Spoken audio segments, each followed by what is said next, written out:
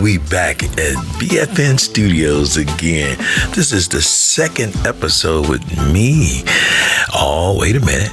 Before I say just me, it's Mama D and Pistol Pete.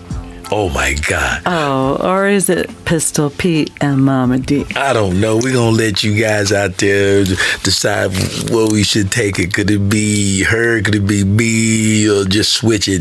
You know, we might switch it. That's how we like to do it. Anyway, welcome back to my studio again. We got Dave Kotar doing the audio and the video and everything. Thank you, Dave. Last time we was here, we was talking about a lot of things. We were talking about when I first met you. We were talking about Ronnie Baker Brooks and Shirley King with the massive after hers, you know. Noah, Dustin, Mark. We was talking about a bunch of things, you know. So yeah, talked about COVID, how it changed our lives and everything. Yeah. It's good to see you. Talked about the first time I met you at Big Cities and everything. So we had a good time. That episode was really good.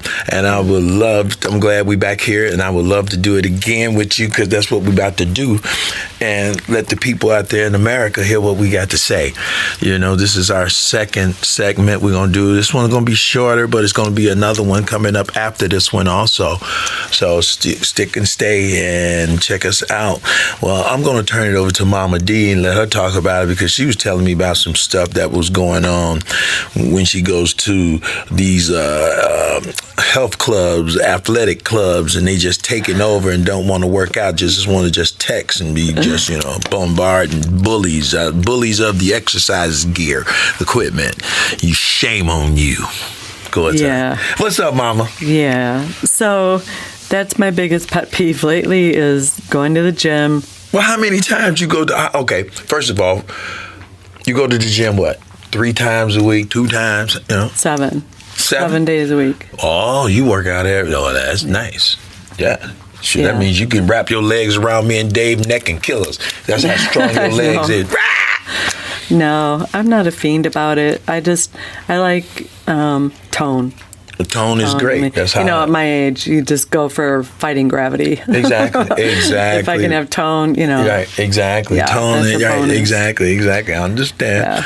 So I don't have, my expectations aren't too high. I have this thing. I don't want to be this big old blues guy looking down. I can't see nothing. And I ain't gonna have to go in there. I let your imagination take you where you want to go. I'd rather be thin and slim, because I'm a shredder to the end. So. Well, life is a lot easier. Yes.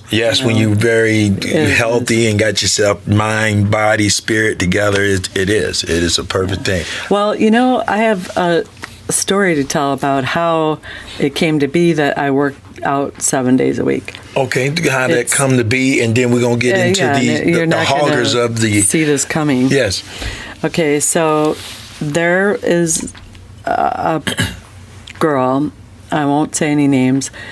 This girl. A girl. Okay. Not gym related at all. This is leading into the gym story. So she has a problem with alcohol, and she reached out to me, and I said, you know, I'm happy to help you, you know, and like coach you along, but you have to either go to 90 meetings in 90 days or go to rehab. Right. And we talked for a good 2 hours on the phone.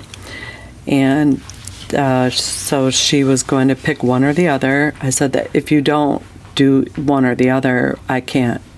I'm not doing this with you. I don't want anything to do with you. Right. Because you're not going to suck up my time. Exactly. I understand. So a couple days later, she called. Well, after that, I thought, you know, that's pretty strict, you know. Who am I to be telling her that she has to do one or the other of these things? But I know what works. So anyway, I thought, well, what am I willing to do for 90 days? Mm-hmm. To give up or to, you know, it's got to be some kind of hardship or a physical. Right, I understand, you know. Something that will be hard for me to do. Right. So I thought, well, I'll go to the gym. I already had the membership. I just wasn't going. Right. So I was going to do 90 workouts in 90 days. Did you do it? It's been almost a year. And you still do it. See, that's what I love about when you get back into workout. I mean, I've been working out my whole life. I didn't even know I had got my brother started in it, but I did. He said, Pete, it's because you worked out. That's why I worked out. I was like, oh, okay. And it is motivating to see somebody improving. That's right. Yeah. You know, COVID messed up things a little bit, even though everybody's still getting back into a routine I got going fat back then. You know, during COVID. I just did isometrics. Isometrics at home. I use what I have at home to work out. And I've been doing that for my whole life because of my senseis that I took martial arts from, and they just said, you don't need all this, just use what you have at home. But it's nothing like going to a gym and lifting some nice free weights and getting on a nice machine and getting a good cardio on the machine. So I understand. You know, the funny thing is, this girl doesn't even know I did this. Oh, really? Did she do the 90 days, though? No, she didn't, but I did. You did. So you should feel good about yourself. So even though she doesn't even know that she helped me. Right. Yeah. That's right. She has no idea. She don't know how she motivated you to go and do something different for 90 days. Mm-hmm. You know, that's like anything you do, challenge. Try it for 90 days. Anymore. That's pretty cool. People should try that. I should try this for 90 days and see do I like it. If you're going to preach to someone, you have to, put in some skin too. That's right. You at least to see how, right. Yeah, so that was the whole purpose of it. It's not easy to just get up in the morning and go to a gym and work out. It's not. Because the first time you do it, you feel great. It's hard. Then if you do it the second day, you start seeing some improvement. You do it the third day, oh, that feels good. You do it the fourth day, you start seeing some momentum going. But sometimes your mind can play tricks on you, and you could be thinking, well, I'm not that person. I'm not the gym rat. That's I'm not. And so, but if you do stick to it long enough, after a while, you're like, I am that person. Oh, I did it like crazy. That's who I am. My wife will tell you, when I get into it, I get into it. I just don't do it. He even saw me do it. I did, and everybody saw it. They was like, Jesus, do what you're doing. I'm lifting weights in my garage. One thing about me, I don't need nobody to motivate me. I've always been a motivator because I've always been put down as a kid. Well, what about being inspired? You can be inspired. Well, I've been inspired, but I had challenges in my life. And it's just only certain things I wasn't in. And what made me get into the weightlifting, it was one day, I ain't gonna lie, I was locked up. And I couldn't lift 90 pounds. And I'm a big dude. Even when I was younger, I couldn't lift 90 pounds because I let my physique and let my body and my mind take over, and I fell into the worldly weight. And I was young. And I just snapped, and I just started, like, this ain't happening to me no more. And first thing I always do is buy books and start reading. And I started reading about my body, and then I started start working out. But not to jump off the subject.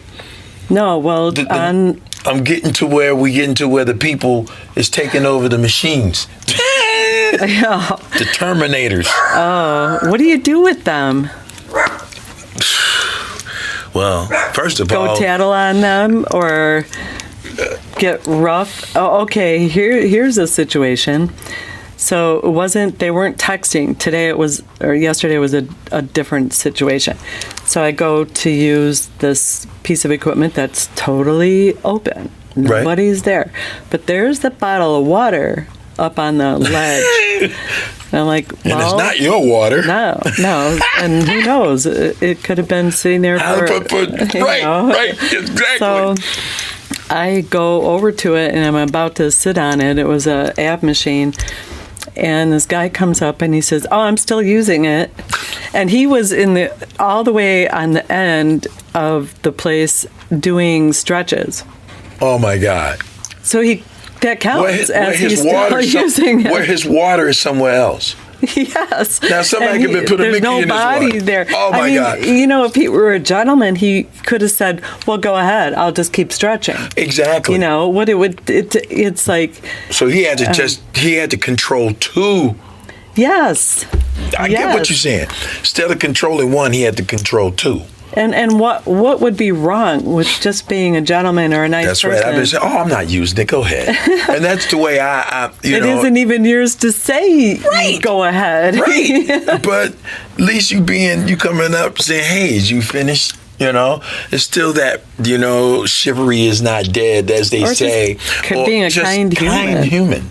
And there's a lot of people not kind anymore, man. We was just talking about that. They're entitled. They're entitled. The generation is changing so fast and so rapid. It's crazy. They lazy. They think everything should be given to them on a plate. You weren't sitting there, but I was telling Dave that a kid came to my door during the snowstorm, or a little after, and he had a shovel in his hand, and his bike was at the end of the driveway. And he asked me if I wanted him to shovel the driveway. And now my car was also in part of the driveway, so take that off as not having to shovel there. So I said, "Oh, well, how much?" And he said, $60. He's like 13 years old, right. And his overhead is a bicycle and a freaking shovel. Right. And what does a snowplow guy charge? Who has, the truck and the plow and the insurance and the gas? I mean, they have overhead, and that's probably what they would charge. Maybe. Maybe. No. You see these guys. Well, for a driveway. I'm telling you, for a driveway, 9 out of 10, again, that got to be a person that's going to be kind. But 9 out of 10, that person who's not kind is going to be, that's going to cost you $150. Well, and this kid, how good of a job is he going to do if he's that entitled? Well, if he's going around on his bike and getting $60 from maybe 4 or 5 other people, maybe you should ask, because he must be doing something good. Well, he's probably only asking us. Right. Because someone who lived in that house used to be like the one the kids would come to for little odd jobs because he would overpay them. So our house has that reputation now. Okay. So I'm probably the only house he went to, is my point. My thing is, I'm old. I went out there and shoveled that snow and moved it. I mean, they come knocking on my door, and I'd be like, "No, I can do it myself." And then I'm trying to. We should have got a snow blower, but that didn't happen. But that'll happen next year. But it's crazy, man, when these little kids come up to you, $60, $70, $80. That's $120 an hour. It wouldn't have taken him an hour even to do it. Right. So that's especially if your driveway is what, for 1 car, 2 cars? 3. 3? Yeah, I've been charged. The driveway? I'm sorry, I've been charged $60 too. As a 13-year-old kid? Yeah. This 21st century. How much living have they done to be worthy of that much? We in a new time. I'm telling you. Okay, okay. I understand. I understand what you're saying too, but I can understand. If I'm a kid, I'm 13 years old. You got 3-car garage and a driveway. No, it's a 2-car garage. But you got so you got 2 cars. So I ain't gonna even think about the third. I've been charged you $50, $45. As a grown-ass man. No, I wouldn't. If I was a grown-ass man, I'd probably just, if I had a shovel and I'm your neighbor or your friend, I'd just do it for nothing. Well, but I'm a kid. I'm trying to make some money, put some money in my pocket, though. Oh. When I was a kid, So you think he's going to go somewhere? Because, all right, so it would have taken him a half an hour to make $60, which would be $120 an hour. Where is this kid going to go and make $120? No, in life, go apply for a job. Is someone going to pay you $120 an hour for a 13-year-old, or let's call him 16? If some people in your neighborhood got the money and they don't want to do it, they're going to give it to the kid. They're going to give it to them because they don't want to go out there to do it. You think about it, right, Dave? Think about it. This kid knocks on your door. You look at that snow, and you're going to be like, I don't want to do that. Yeah, but I think that kid going to be like, $60. Here you go. Go and do it for me, kid. The illusion. You're feeding an illusion that but if the kid, not really, if the kid is putting that money in something good. Now, we don't know that. True enough. But most kids who are trying to make an honest living like that, even though they charging you a little bit more, some of them doing good. Now if he's getting it and buying drugs, yeah, I'd be like, dude, you need to get the hell off away. Get away from my door. It's hard to tell nowadays. It's sort of true. It's sort of true. I don't want to say nothing, but it is sort of true because me and my wife going through a family member like that, and it's sort of true because you don't know. You don't know. Yeah, you don't. I got a family member. Secrets, I got a family member. I can't believe it. I mean, seriously. I don't want to even talk about it. That's what I'm trying to say. I ain't talking about it. I don't want to talk about it. I love him to death. That's how much I love him. I hope everything's good with him. But you just got to be careful. You got to be careful with young, especially these youngsters. They out of control. They more out of control than the older guys are now realizing that I need to chill out. But these young boys growing up, that's 12, 13, 14, 15, 16, they out of control, especially when they live in a bad area. And they raised up in the hostile home and don't have the right education. I think that... And then some kids are just born bad.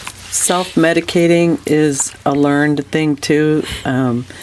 And I think pharmaceutical doctors. I'm watching them. Okay, talk about texting.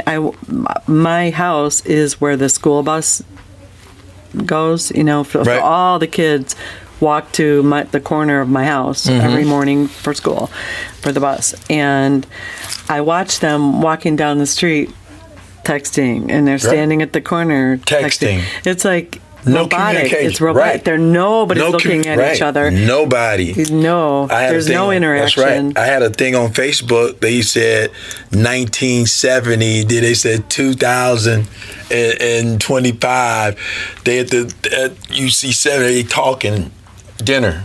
Yes, that's what we used to do. And we still do certain families. But then you see 2025 this. But you got to keep in mind, when COVID came in, everybody started it brought back families in a way. And not at a big rate, but it did. Because you had to have your circle of people that you trusted with that too, but it still brought it back together. It did. COVID did good, and it did bad, then it did terrible, then it did wonderful. It's a lot of things it did. It did a lot of crazy things. It tore things apart. It tore families apart. It brought families together. And then here we are back again, thinking everything is hunky dory, and we're back to this. It's nuts. It's nuts. And I ain't getting into the other P word because we know about that and the R word. Yeah. We're gonna be real. I just said politics and religion, but different strokes for different folks. But back to the athletic exercising room, people need to respect. So I would like to know what anyone out there would do in my situation when you are trying to use a piece of equipment and somebody's texting. How do you handle that? So here's what we need to do. Nicely. I want to be nice. Next time when we do this, we're going to do a Facebook Live so you can add your comments and do the filming at the same time. So now I'll be adding 3 cameras in here for the next one feed. That'd be on the 3rd episode, 3rd segment. We're going to take a pause for a cause, and we're going to come back with more with Mama D and Pistol Pete. Or is it Pistol Pete and Mama D? I don't know which one it is, but I tell you what, I love it. I love it. So we doing this every Thursday. Next Thursday, I'm going to put it on Facebook Live and still record in the studio and still do audio. I am going to be setting up a podcast anchor type of podcast today. So you'll be hearing the first and second episode we did first time on the podcast, and it'll be on the Spotify podcast, BFN Studios. We'll be back with, again, Mama D and Pistol Pete. Or is it Pistol Pete and Mama D? Ooh, you make up decide. your mind. You decide, make up your mind. We'll be back. Thank you very much.